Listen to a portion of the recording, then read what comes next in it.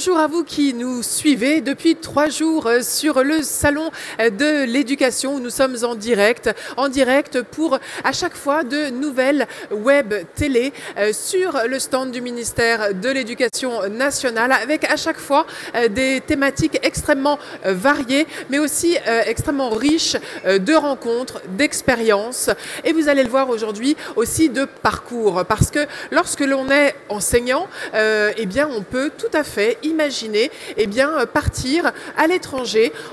Parce que voilà, la métropole ou les dom-toms, c'est formidable, mais une expérience à l'étranger, ça enrichit forcément son parcours d'enseignant. Et pour en parler aujourd'hui, étudier et enseigner à l'étranger, j'ai le plaisir d'accueillir des représentants de l'Agence pour l'enseignement français à l'étranger. 3 personnes que je vais tout de suite vous présenter. Alors, on va être galant. On va commencer par Madame Maria Gomez. Maria Gomez, vous êtes inspectrice académique, inspectrice également pédagogique régionale. Bienvenue à vous. Merci d'avoir accepté notre invitation. À vos côtés, José Le Saulnier, vous êtes chef du secteur Amérique au pluriel. C'est tout un continent, hein, donc on part de l'Alaska et on descend jusqu'à Ushuaïa. Jusqu'à Ushuaïa. Rapprochez-vous bien du micro. Voilà, on fera coucou à Nicolas Hulot. Je plaisante bien évidemment. Et puis enfin, à vos côtés, Thomas Rouchier. Vous êtes responsable communication justement au sein de cette agence pour les établissements français à l'étranger. Bienvenue à vous 3. Alors c'est vrai que cette thématique enseigner à l'étranger, mais aussi étudier à l'étranger, elle est véritablement d'actualité car je crois qu'il y a un projet, une ambition présidentielle du gouvernement qui est de dire, voilà, d'ici 2030, qui veut terminer ma phrase ? Thomas Rouchier ? Il faut doubler les effectifs dans nos établissements français à l'étranger. Doubler les effectifs d'élèves qui donc vont faire leur scolarité dans des établissements français à l'étranger. Pourquoi est-ce si important ? Pourquoi cette directive, cette ambition ? Est-ce que José, tu veux répondre ? Oui. José répondre. José Saulnier, je vous écoute. Je crois que la première chose qu'il faut avoir en tête, c'est que c'est un fabuleux vecteur de coopération culturelle pour la France et que à travers ces établissements où on scolarise beaucoup d'enfants qui ne sont pas de nationalité française, on va former des petits Colombiens, des petits Boliviens qui, lorsqu'ils seront dans la vie professionnelle, n'oublieront pas qu'ils sont passés dans le moule de l'enseignement français pendant une bonne quinzaine d'années, parce que bien souvent, ces élèves-là, on les prend à la maternelle et on les lâche à la terminale. Ce que vous voulez dire, c'est que dans les classes des établissements français à l'étranger, il y a une mixité, c'est-à-dire qu'il n'y a pas que des Français qui viennent dans un pays étranger pour une raison XY et qui s'y installent et qui donc inscrivent par choix leurs enfants dans un établissement français. Il y a aussi une volonté des pays hôtes d'inscrire leurs enfants dans un établissement français. Pourquoi ? Alors, il y a 2 choses. L'Agence pour l'enseignement français à l'étranger a 2 missions. Il y a une première mission de service public qui correspond à la scolarisation de nos expatriés, ou des Français, expatriés ou non d'ailleurs, mais qui choisissent de s'installer à l'étranger.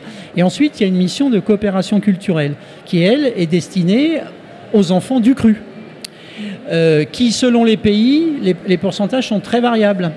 Moi, dans le secteur dont je m'occupe, en Bolivie, on a 95% d'enfants boliviens. Tout simplement parce que la France, au niveau de ses entreprises, est peu présente dans ce pays.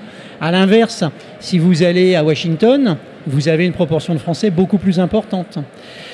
Et de tout temps, le modèle de l'AEFE, et même avant que l'AEFE existe, a toujours été cette mixité qui considérait à faire cohabiter sur un même lieu éducatif à la fois des enfants de nationalité française et à la fois des enfants... Alors, on a même 2 catégories d'enfants étrangers, en fait. On a les enfants du pays d'accueil et on a ce qu'on appelle dans notre jargon les étrangers tiers.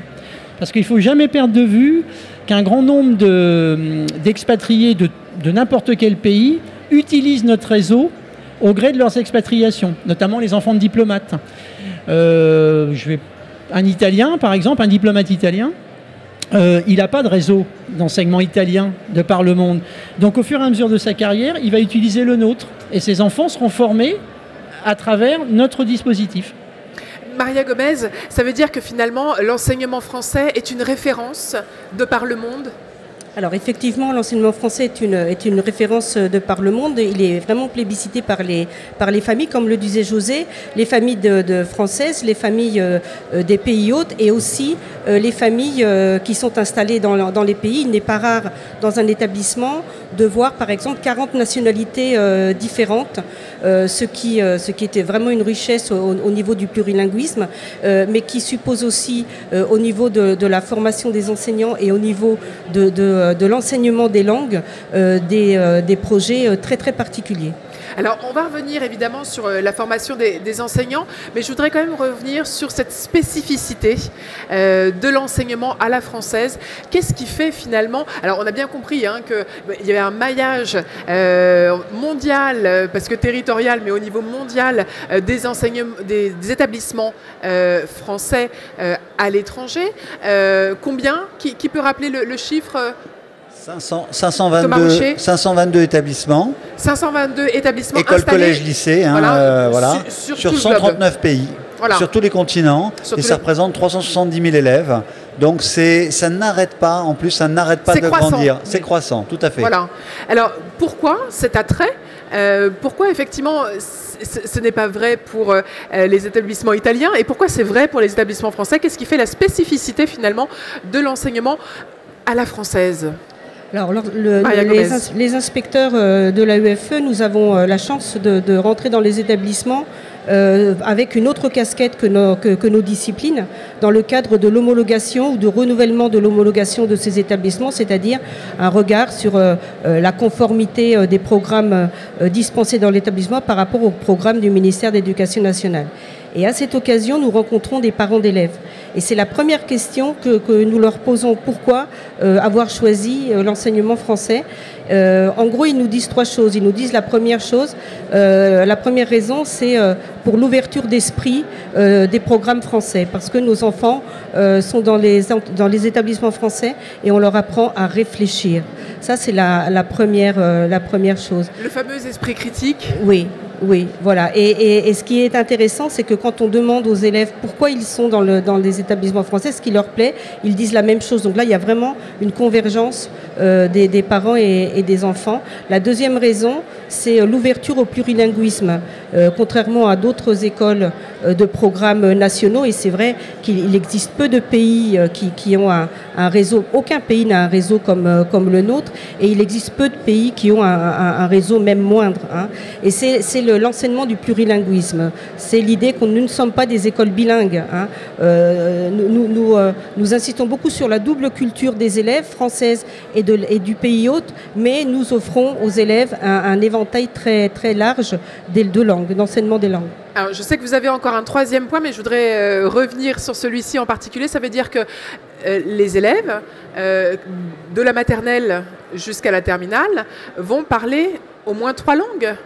Alors, ils parlent au moins 3 langues. Les élèves peuvent parler jusqu'à 5 langues. Ils peuvent étudier jusqu'à 5 langues, entre le français, qui est une langue, qui est la langue dans laquelle ils font leurs études, mais pour certains, c'est aussi une langue qu'ils vont apprendre lorsqu'ils rentrent en petite section. C'est la langue de référence, finalement, de cette unité de lieu qu'est l'établissement français. Voilà, exactement. Et puis ensuite, notre politique des langues insiste beaucoup sur l'enseignement de la langue du pays. Quelle qu'elle soit, que ce soit une langue dite les grandes langues mondiales, ou que ce soit une langue locale qui soit même enseignée sur un temps très, très court. Mais en tout cas, nous essayons toujours d'encourager les chefs d'établissement à mettre en place l'enseignement de cette langue du pays et ensuite les 3 langues que le système français permet à l'élève d'apprendre dans l'établissement. Avec un focus évidemment, j'imagine, sur l'anglais? Oui. Alors la politique sur l'anglais, elle est vraiment importante sans faire du tout en anglais, mais c'est vrai que la demande des familles sur l'anglais est extrêmement importante. C'est en tout cas en ce moment un de nos thèmes de réflexion. Nous utilisons tous les parcours que l'Éducation nationale nous propose pour valoriser cette étude de l'anglais ou d'une autre langue. Et nous avons aussi des parcours ou des dispositifs plutôt qui nous sont propres. Et donc, je vous ai interrompu tout à l'heure, vous dérouliez 3 points. Je vous en ai laissé dérouler 2, pardonnez-moi. La troisième chose que recherchent finalement les parents. Je crois que la troisième chose que les parents recherchent, c'est une sorte de cadrage. C'est-à-dire, par exemple, nous avons quelque chose dans les établissements français qui n'existe pas forcément dans les autres établissements, c'est cette attention à l'élève. Sur, par exemple, un service de vie scolaire ou une vraie politique d'établissement en ce qui concerne l'orientation. Et ça n'existe pas forcément dans les autres systèmes. Alors, je crois que vous souhaitez intervenir, José Le Saulnier. Oui, j'ajouterai un 4e point qui est sensible pour beaucoup de familles, c'est que le système de notre organisation scolaire à l'étranger est identique d'un établissement à l'autre. C'est-à-dire qu'un élève scolarisé à New York, si ses parents, pour une raison ou pour une autre, vont à Singapour ou rentrent en France à Romorantin, il n'y a pas de différence. L'élève, en une semaine, va se remettre dans les programmes parce que ce sont les programmes nationaux du ministère de l'Éducation nationale qui sont appliqués à 10 000 km comme à 200. Donc il y a vraiment une exigence sur le suivi collé vraiment sur le programme, on va dire, au niveau de la métropole, et aussi, et c'est important d'y venir, concernant la compétence des enseignants qui, de la maternelle jusqu'à la terminale, vont avoir le même niveau de compétences que, comme vous le disiez, à Romorantin ou partout sur le territoire métropolitain et évidemment dans les dom-toms. Tout à fait. Alors, sur les enseignants, on a 2 types d'enseignants qui exercent dans nos établissements. Des titulaires de l'Éducation nationale, qui sont envoyés par la France. Alors, je ne vais pas rentrer dans le détail des statuts, il y a 2 statuts, mais bon, des titulaires de l'Éducation nationale, donc des gens qui ont passé le concours de professeurs des écoles, le CAPES, agrégation, et puis ce qu'on appelle des personnels de droit local qui, dans la plupart des cas, ont fait des études localement, à un niveau universitaire de très bonne qualité, voire d'excellente qualité, et qui ont les référents requis pour enseigner. Mais ces gens-là ne sont pas des titulaires de l'Éducation nationale. Et ces 2 populations, si vous voulez, cohabitent au sein des établissements dans des proportions qui peuvent être extrêmement différentes, là aussi, d'un établissement à l'autre. Pour arriver à l'objectif de 2030, vous allez devoir recruter de nouveaux professeurs. Oui. Est-ce que c'est attractif de travailler dans un établissement français à l'étranger pour un professeur ? Oui, bien sûr que c'est attractif parce que d'abord, il faut être honnête, il y a une population d'élèves qui est particulièrement intéressante. Les élèves des établissements français à l'étranger sont dans nos établissements très souvent par un choix des familles. C'est-à-dire, je parle des familles étrangères. Et donc, les parents, on est en concurrence partout dans le monde. Mais les parents étrangers qui viennent chez nous, ils adhèrent à notre contrat éducatif. Donc, on a des élèves qui sont preneurs, qui n'y vont pas à reculons, qui y vont parce qu'ils ont envie de faire ça. Voilà, ils sont encouragés. Par leur famille. Ça, c'est le premier point. Et puis, le second point, c'est que, comme l'a dit ma collègue, le modèle de l'enseignement à la française, alors à la fois avec sa rigueur, notamment sa rigueur à l'écrit, qui existe moins dans d'autres systèmes éducatifs, mais aussi la prise en compte des individus en tant que tels à travers effectivement des services de vie scolaire et autres, tout ça fait une alchimie qui est intéressante pour les familles. Et j'ajouterai un dernier point qui est un peu plus économique, c'est que dans les établissements français à l'étranger sont des établissements de droit privé dans la plupart des cas qui ne sont pas gratuits comme en France. Les familles s'acquittent de droits de scolarité. Mais dans des systèmes concurrentiels, nous sommes placés, les établissements français offrent un bon rapport qualité-prix, je dirais. C'est-à-dire on n'est pas du tout à des tarifs exorbitants comme pratiquent notamment les établissements américains. D'accord ? Donc pour les familles, ça permet d'avoir une éducation de qualité à un coût raisonnable. Ce que vous voulez dire par là, c'est que on n'est pas forcément à des jeunes d'une élite au niveau local. C'est-à-dire qu'on a une grande diversité de population. Je vais me tourner peut-être vers vous, Maria Gomez, pour justement dresser peut-être un profil. C'est avant tout le désir d'une expérience éducative à la française, quel que soit le niveau social. Je parle du pays hôte en particulier, hein, évidemment, le désir vraiment d'une éducation à la française, sans pour autant, si j'ai bien compris, faire de gros sacrifices financiers. Ça reste un engagement financier aussi de la part des familles, mais c'est avant tout une volonté, quel que soit le niveau social. Oui. Je crois que c'est vraiment une volonté. C'est vraiment parfois nous avons dans les établissements des parents qui ont été eux-mêmes scolarisés dans des lycées français. Parfois ça remonte à plusieurs générations, et c'est une sorte de tradition. J'ajouterais aussi que pour les enfants français, les enfants français peuvent être boursiers, et nous avons des jeunes dans des établissements qui grâce à cette bourse, peuvent suivre les études dans les lycées français. Et il y a aussi des systèmes d'aide pour les enfants qui sont issus de familles locales.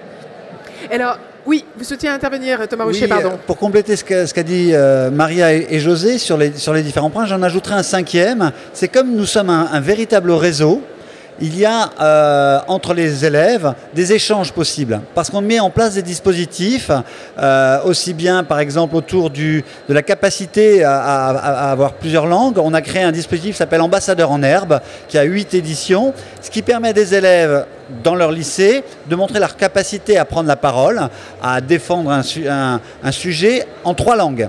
Ensuite, ils le font au niveau régional. Il y a des finales régionales, Afrique du Sud, Afrique de l'Ouest. Et une fois qu'ils ont sélectionné 3 élèves, un du primaire, un du collège et un du lycée, ils viennent à Paris. Et on se retrouve avec une représentativité de 50 pays différents. Et ça, c'est unique au monde. Nous sommes les seuls à permettre à des élèves qui suivent l'enseignement français à l'étranger de se retrouver, de se mélanger sur des dispositifs. Il y a aussi les Jeux internationaux de la jeunesse qui permettent de faire du sport, mais aussi de la culture, qui ont lieu de temps en temps à l'étranger. C'était à Beyrouth l'année dernière au Liban. Ça a été avant à Marseille. C'est un dispositif qu'on met en place avec l'UNSS, l'Union nationale du sport scolaire. Et cette année, ce sera à Chicago.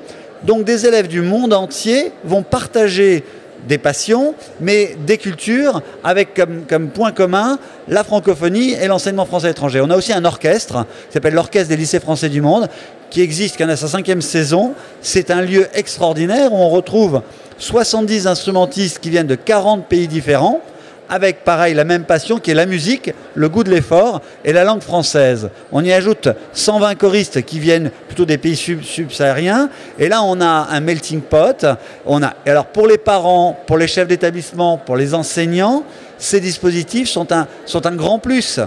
Et dernièrement, on a mis en place un système qui s'appelle ADN AEFE, ADN comme l'ADN, mais aussi comme Alexandra David-Neal, qui est une grande voyageuse, une femme formidable, pour permettre à des élèves de seconde de passer 2 à 3 mois dans un autre lycée que leur lycée, dans un échange dans la famille d'un autre élève.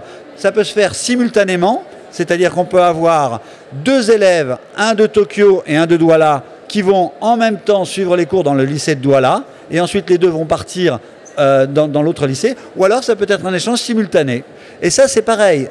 C'est unique et ça prend des proportions immenses parce qu'on a de plus en plus de demandes, et nous travaillons aussi avec des établissements français de France. On a une 15aine d'établissements français de France, Paris, Académie de Versailles, Académie de Créteil, Bordeaux, Lyon, Toulouse, qui rentrent dans ce système d'échange, ce qui va permettre à des élèves de se connaître et ensuite d'aller faire leurs études supérieures en France, parce qu'ils auront rencontrer d'autres personnes et qu'ils auront l'envie, l'appétence, les compétences pour aller suivre un enseignement supérieur en France.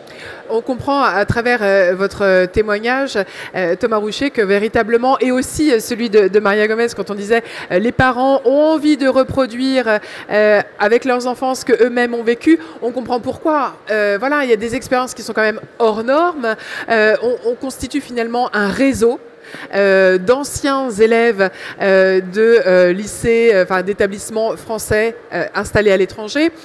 Donc on est piqué au virus de l'établissement français à l'étranger, et je suis sûre qu'il doit y avoir des réunions d'anciens qui se retrouvent chaque année. Bien sûr. Alors, on produit des citoyens du monde, je dirais, en définitive. Et effectivement, on a des associations d'anciens élèves qui sont très actives dans chacun des établissements scolaires, avec une association mondiale qui regroupe toutes les associations locales.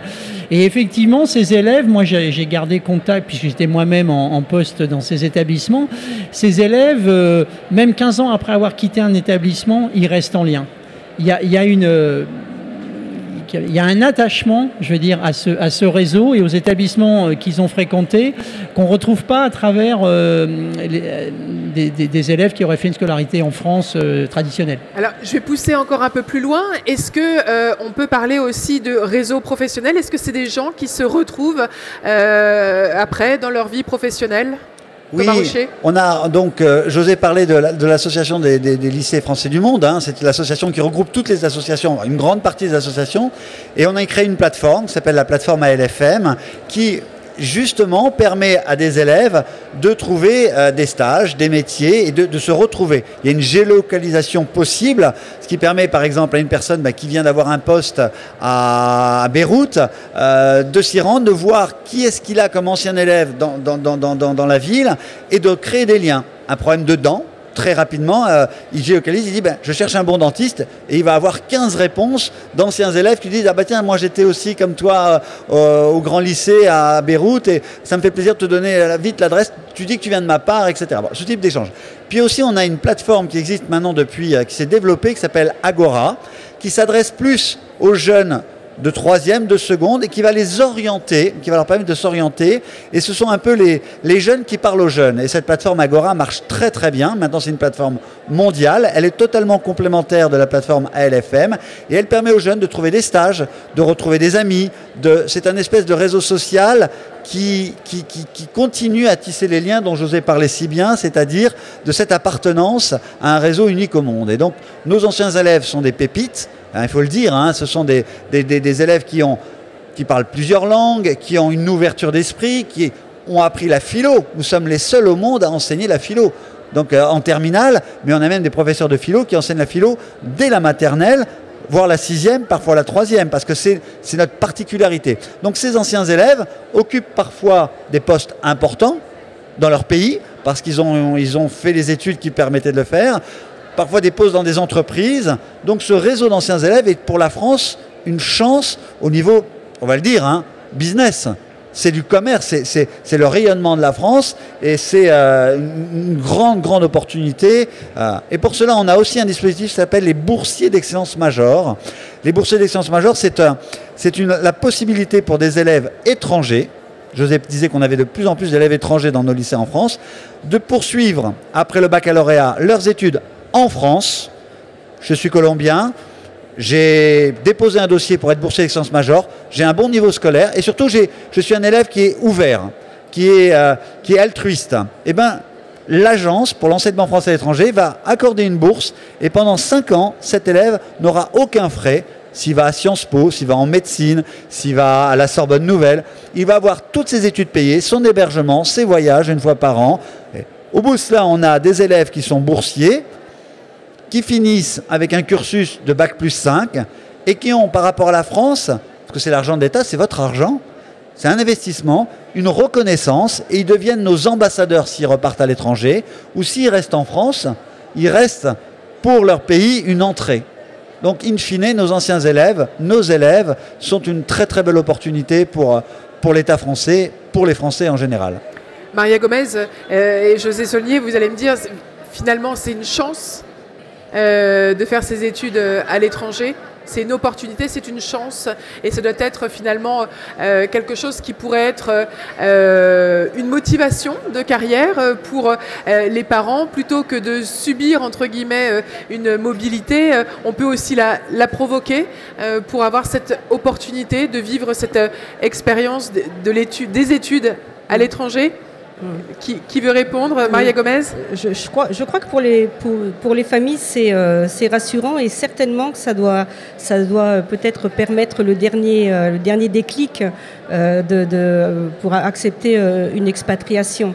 En tout cas, ce que nous disent les parents, c'est que c'est un peu ce qu'on a dit tout à l'heure, c'est la garantie de retrouver à l'étranger, quel que soit le statut de l'établissement, mais dans tous les établissements à programme français, c'est les mêmes références et la même culture, la culture donc des programmes, et puis à laquelle s'ajoute une autre dimension culturelle ou multiculturelle, puisque les jeunes ont la chance de pouvoir vivre une expérience avec d'autres camarades et d'autres langues et d'autres cultures. José Saulnier, vous voulez peut-être compléter? Oui, le constat qu'on fait quand on rencontre des anciens élèves, c'est que ce passage dans nos établissements, même si pour certains d'entre eux il a été de courte durée, reste un marqueur dans leur vie d'adolescent fantastique. Je veux dire, on n'oublie pas un passage par un établissement français de l'étranger, c'est une évidence, parce qu'on y fait, même si, comme le disait ma collègue, on y apprend les mêmes choses, mais on ne les apprend pas exactement de la même manière. On les apprend dans un contexte d'ouverture culturelle parce qu'on est dans un environnement qui n'est pas la France. Et pour toutes ces raisons-là, ça forme des élèves qui ont encore plus d'armes que leurs camarades qui sont restés en France. Le fait de se décentrer un petit peu, d'être sorti de sa zone de confort, de se décentrer par rapport à ses références, on va dire, géographiques, ça apporte quelque chose. Oui, et puis de fonctionner dans un univers multilingue. Quand vous vous promenez dans une cour de récréation en Amérique du Sud, par exemple, vous entendez des élèves qui échangent en espagnol, et puis l'autre répond en français, et puis au pire, il y en a un qui va se mettre à parler anglais. Et tout ça, c'est beaucoup plus rare en France, il faut être honnête. Et cette semaine, Thomas Roucher, ce n'est pas un hasard si vous êtes avec nous sur ce plateau, vous organisez la semaine des lycées français du monde. Exactement, c'est la 3e édition. Qu'est-ce que c'est? En quoi ça consiste? En fait, cette semaine des lycées français du monde, elle permet au grand public, en France, mais aussi dans toutes les ambassades, dans tous les consulats, de savoir qu'il y a un lycée qui ouvre ses portes. Selon les thématiques, cette année c'est de la maternelle au baccalauréat, l'enseignement pour réussir. L'année dernière c'était sur le plurilinguisme et la multiculturalité. Voilà. C'est-à-dire que ça permet de faire connaître ces lycées, ces petites écoles, ces cités scolaires qui sont écoles, collèges, lycées, au grand public. C'est très important pour nous et ça permet aux établissements de créer des dynamiques autour d'une thématique. Voilà, cette année c'était la maternelle qui est une porte d'entrée pour nous extraordinaire. Donc on a une cartographie sur le site de l'agence, le site aefe.fr, qui permet de voir tous les établissements du monde qui participent. On va être après 300 établissements qui ont participé. Et nous, ici à Paris, on fait des temps forts. Donc d'abord, je voudrais remercier le ministère de l'Éducation nationale et de la jeunesse de nous accueillir sur le stand du Salon européen de l'éducation, parce qu'en fait, notre ministère de tutelle, c'est le MEAE, c'est le ministère des Affaires étrangères, de l'Europe et des Affaires étrangères. Mais notre grande sœur, c'est l'Éducation nationale. Donc aujourd'hui, on communique sur votre espace, mais on a fait un colloque sur l'école inclusive, avec la mission laïque française, qui a eu lieu dans les locaux du Premier ministre, et on a abordé une thématique très importante qui est l'école inclusive. On a parlé du baccalauréat, nous sommes allés à Londres, parler du baccalauréat, parce que le bac va changer. Et là, Maria et José, vous en parlerez beaucoup mieux que moi, mais ça inquiète, on parle de réforme. Nous, on ne parle pas de réforme, on parle du bac 2021, on parle du bac 2020, on parle d'un avancement. Il faut savoir que notre bac français est très reconnu partout dans le monde. Il ouvre les portes des plus grandes universités. C'est pour ça qu'on a fait cette émission à Londres, effectivement avec des universitaires de Londres qui disent « mais nous, des élèves français, on en accueille, des élèves de vos lycées, on en accueille plein parce qu'ils ont cette ouverture, ils ont ce panel de connaissances, cette pluridisciplinarité qui leur permet d'aller non seulement dans les pays anglo-saxons comme le Canada, on a aussi les États-Unis, beaucoup de demandes, mais de permettre aussi à ces élèves du monde entier de converger vers la France parce qu'ils ont tous les outils. Voilà. Cette semaine des lycées français du monde, c'est un coup d'éclairage sur ce qui se fait dans tous nos lycées sur des thématiques particulières. Alors, avant de clôturer cette table ronde, vous avez ouvert la boîte de Pandore. Alors, je m'engouffre sur ce bac 2021. On en parle beaucoup ici en métropole. Comment allez-vous le mettre en place, vous aussi, dans vos établissements? Maria Gomez, peut-être? Alors, la mise en place du baccalauréat, la réforme du lycée a déjà commencé.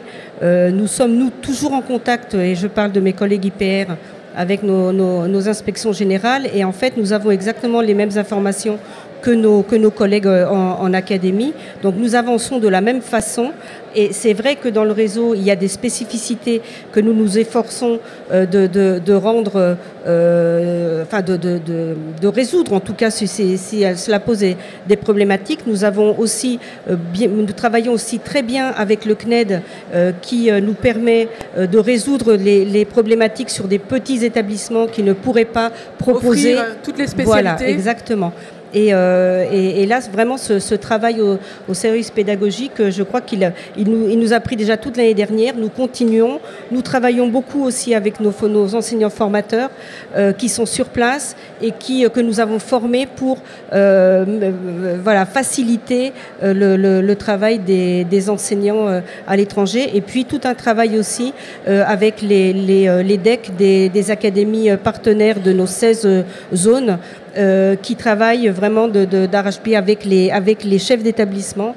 Et voilà, nous faisons exactement le même travail qu'on pourrait faire en académie. José Saulnier. Je voulais juste rajouter, on l'a abordé tout à l'heure très rapidement, les établissements français de l'étranger sont homologués par le ministère de l'Éducation nationale. Ça veut dire que ce qu'on fait dans nos établissements, c'est ce qui se fait en France. À la limite, nous, on peut en faire un petit peu plus, mais on fait la même chose. Donc, bien évidemment, la mise en place du nouveau lycée et du nouveau baccalauréat, c'est une évidence pour les établissements français à l'étranger. Nous, on n'a pas une difficulté, mais on a un travail supplémentaire à produire par rapport à ce nouveau bac. C'est qu'il va falloir qu'on l'explicite clairement au service d'admission des universités étrangères qui pour l'instant connaissent parfaitement, et tu l'as dit, connaissent parfaitement notre bac actuel pour lequel ils prennent nos élèves sans difficulté, mais qui ne connaissent pas, ce qui est normal, le nouveau bac. Donc on va avoir, et ça c'est nos chefs d'établissement localement qui vont le faire, c'est aussi nos postes diplomatiques qui vont rencontrer les responsables des admissions dans les grandes universités, mais pas seulement américaines et canadiennes, c'est aussi en Amérique du Sud, en Asie, n'importe où, pour leur dire voilà, la France a produit un nouveau baccalauréat, voilà ce que ça recouvre, et ne soyez pas inquiets, les élèves qu'on vous enverra auront les mêmes qualités et les mêmes compétences que par le passé. Et donc permettre toutes les équivalences nécessaires, y compris pour ceux qui n'auraient pas fait d'ailleurs leurs études dans un établissement français à l'étranger, mais qui se présenteraient dans ces établissements après leur cursus effectué en France. Merci beaucoup à vous trois. Oui, Thomas Rouchier, un dernier mot. Je le sens que vous voulez ajouter quelque chose. Juste, Jean-Michel Blanquer parle de l'AEFE comme le laboratoire, la vitrine de l'enseignement français à l'étranger. Vous dire que le baccalauréat est dématérialisé. La correction des copies du bac est dématérialisée maintenant depuis 4 ans. Donc l'enseignement français en France aimerait faire comme nous, c'est-à-dire éviter toutes les écueils de perte de copies, etc. Et puis vous donner rendez-vous l'année prochaine, puisque l'année prochaine, ce sont les 30 ans de l'agence. En 2020, on a 30 ans. Donc Anne, si vous êtes d'accord, rendez-vous l'année prochaine pour parler de ce bel anniversaire. Avec grand plaisir. Merci à tous les trois d'avoir participé à cette table ronde et accepté notre invitation. Je vous donne rendez-vous dans quelques minutes pour de nouvelles émissions sur le centre du ministère de l'Éducation nationale. Merci.